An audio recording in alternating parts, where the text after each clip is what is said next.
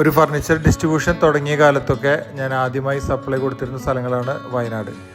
വയനാട്ടിലേക്കുള്ള ആ ഒരു പക്രന്തളം ചുരം വഴിയുള്ള യാത്രയൊക്കെ എപ്പോഴും വളരെ മനോഹരമായിരുന്നു.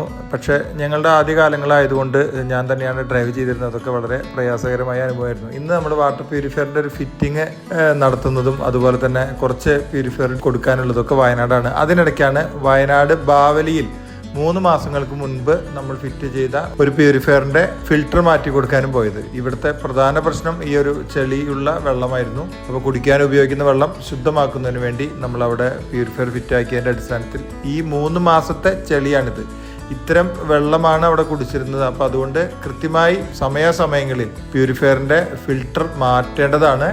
അല്ലെങ്കിൽ നമുക്ക് ഗുണത്തേക്കാളേറെ ദോഷം ചെയ്യും. ഒരു വിശ്വസ്തമായ കമ്പനിയിൽ നിന്ന് തന്നെ ഇത്തരത്തിലുള്ള പ്യൂരിഫയർ വാങ്ങാനും ഇത്തരം കാര്യങ്ങളിൽ എന്തെങ്കിലും പ്യൂരിഫയറോ ഫിൽറ്ററോ സംബന്ധിച്ച് സംശയങ്ങളുണ്ടെങ്കിൽ ഈ നമ്പറിൽ കോൺടാക്റ്റ് ചെയ്യാവുന്നതാണ്.